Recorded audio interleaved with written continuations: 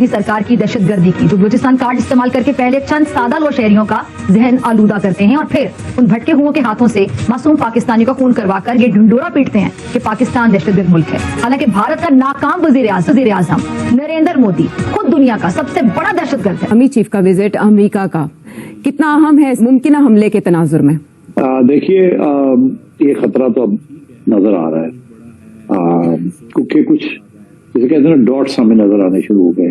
اس نے تو پاکستان پر جارحیت جو ہے وہ کرتا ہے، پاکستان کے لیے ٹیکنالوجی خریدتا ہے، پاکستان کے لیے وہ رفال تیاری خریدتا ہے، پاکستان کے لیے ڈرونز جو ہے وہ اسرائیل سے خریدتا ہے، اور پاکستان سے ہی جتنا کے لیے جو ہے وہ مختلف اسلحے خریدتا ہے اور پاکستان پر جارحیت کرتا ہے۔ آپ یہ نہیں سمجھتے کہ پاکستان کے لیے بڑی مسائل پیدا ہو جائیں گے؟ ہمارے آرمی چیف امریکہ کا دورہ کرنے والے ہیں اور امریکی جرنیل آج کل ہماری بڑی تعریفیں کرتے ہیں، تو ہمارے لیے تو بڑی مشکل نہیں ہو جائے گی؟ عاصم منیر کے پہلے دو ضیاء الحق اور پرویز مشرف دو جنرل گیسٹ آف آنر بن چکے ہیں بھائی امریکہ میں، اور جب بھی کوئی پاکستانی جنرل امریکہ میں گیسٹ آف آنر بنتا ہے کسی بھی فنکشن میں، پاکستان میں خون بہتا ہے۔ عاصم منیر بھی اسی قسم کا یوزفل ایڈیٹ ہے، یہ بار بار میں لفظ استعمال کر رہا ہوں، یہ ذہن میں رکھیں۔ جیسے مشرف ایک یوزفل ایڈیٹ تھا، عاصم منیر بھی ایک ایسا ہی یوزفل ایڈیٹ ہے امریکہ کے لیے۔ رپورٹ کے مطابق کہا گیا ہے کہ را کی سرگرمیاں نہ صرف بھارت بلکہ عالمی طور پر امن کے لیے خطرہ بن چکی ہے اور 1100 سے زائد اقلیتی رہنماؤں کو نشانہ بنایا گیا ہے، اور اس رپورٹ میں اور بھی بہت سارے ہوشربا انکشافات ہیں۔ بخاری صاحب کس طرح سے دیکھ رہے ہیں را اس وقت عالمی خطرہ بن چکی ہے سب کے لیے؟ ناظرین، پاکستان میں ایک کے بعد ایک جہادی کمانڈر کو نشانہ بنایا جا رہا ہے۔ کراچی اور راولپنڈی جیسے بڑے شہروں میں صرف ایک ہفتے کے دوران 2 سابق جہادی کمانڈروں کی ٹارگٹ کلنگ نے پاکستان میں دہشت گردی کے نئے ہم لاتے ہیں ٹاک شوز اور ان لمیٹڈ انٹرٹینمنٹ صرف یوٹیوب پر۔ اگر آپ نے ابھی تک ہمارا چینل سبسکرائب نہیں کیا تو ابھی سبسکرائب کریں اور بیل آئیکن کو کلک کر کے ہماری لیٹسٹ ویڈیوز کے بارے میں اپڈیٹ جانیں۔ پاکستان کو اعتماد میں لیا جا رہا ہے، پاکستان کی سپورٹ مانگی جا رہی ہے، شاید پاکستانی بیسز کی ضرورت پڑ جائے، ٹھیک ہے۔ آپ کو پتا ہے کہ اس ٹائم جرنیلوں کو امریکہ نے ایسے قابو کیا ہوا ہے۔ ایک بات یاد رکھنی ہے آپ نے، there are no free lunches as far as the US is concerned۔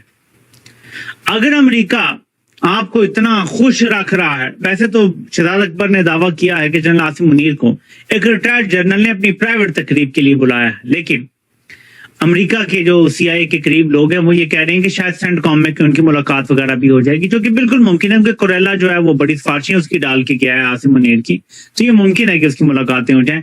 It doesn't matter۔ مقصد ہم نے دیکھنا ہے کیا ہے۔ جب ایک جنرل کو اتنی آؤ بھگت اس کو دی جا رہی ہوتی ہے، جیسے مشرف کو دیا جاتا تھا، بڑا پروٹوکول ملتا تھا، ریڈ کارپٹ امریکہ میں اس کو ملتا تھا، ٹھیک ہے، کیوں؟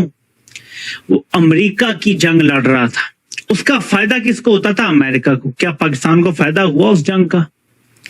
ہمیں کیا ملا؟ دہشت گردی، تباہی، بربادی، 1-1.5 لاکھ لوگ بندہ بھی اپنا مروا لیا ہم نے سینکڑوں ارب ڈالر جو ہے وہ ضائع کر دیے، برباد کر دیے، ہمارا پورا معاشرہ تباہ ہو گیا، ہمارے معدنیات سے بھرے ہوئے جو علاقے ہیں وہاں دہشت گردوں نے کنٹرول حاصل کر لیا، ہمیں تو فائدہ نہیں ہوا، لیکن امریکہ اس کو سر آنکھوں پہ بٹھاتا رہا 6-7 سال۔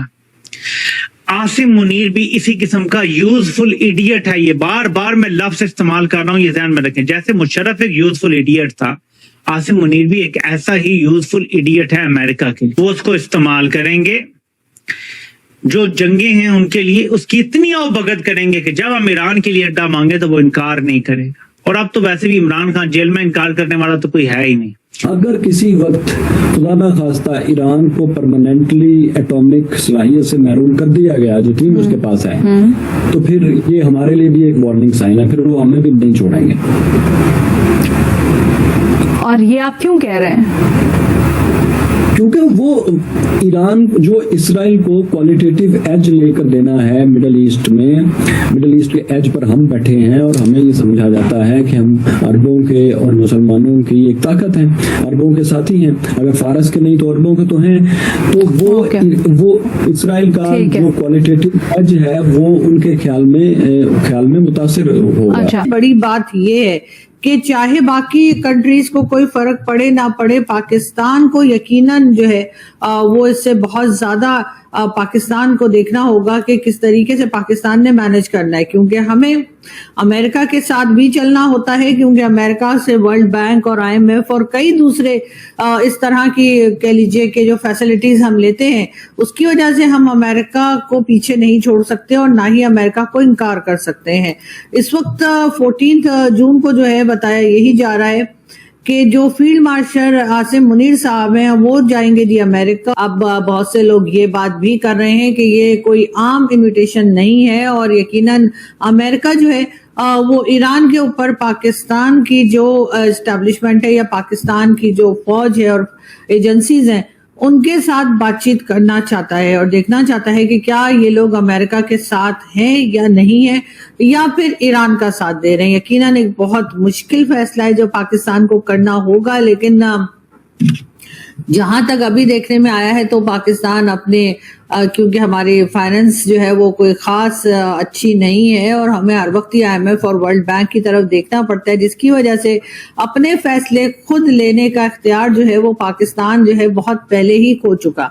अगर इकोनॉमी पे काम किया गया होता और पाकिस्तान ने एक सीरियस तरीके से अपने मुल्क को चलाने के, यानी पाकिस्तान के उन लोगों ने जो पाकिस्तान को चलाते हैं उन्होंने सीरियस तरीके से पाकिस्तान की इकोनॉमी पे काम किया होता तो शायद अपने फैसले खुद करने का इख्तियार भी पाकिस्तान को होता, लेकिन ऐसा होता वो दिखाई नहीं दे रहा। इस वक्त भी यही लग रहा है कि ईरान और इजराइल और साथ अमेरिका, इनके बीच में जो टेंशन बनी हुई है उसमें पाकिस्तान कहीं ना कहीं रोल प्ले करेगा, बिल्कुल उसी तरह से जिस तरह से अफगानिस्तान के वक्त पाकिस्तान ने रोल प्ले किया था।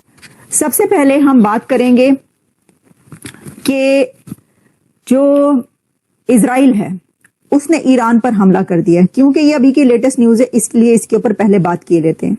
और इजराइल ने ईरान पर जो हमला किया है उसमें ईरान की न्यूक्लियर फैसिलिटीज को निशाना बनाया गया है। अभी तक इजराइल ने ईरान के सेवरल कमांडर्स मार डाले हैं। ईरान के कई कमांडर्स अब तक हलाक हो चुके हैं, मारे जा चुके हैं, और इसमें ईरान के कुछ और ऐसी अथॉरिटीज जो कि कहा जा रहा है कि आयतुल्लाह खामेनी जो सुप्रीम लीडर हैं उनके न्यूक्लियर पर एडवाइजर भी इसके अंदर जाँ बहक हो चुके हैं।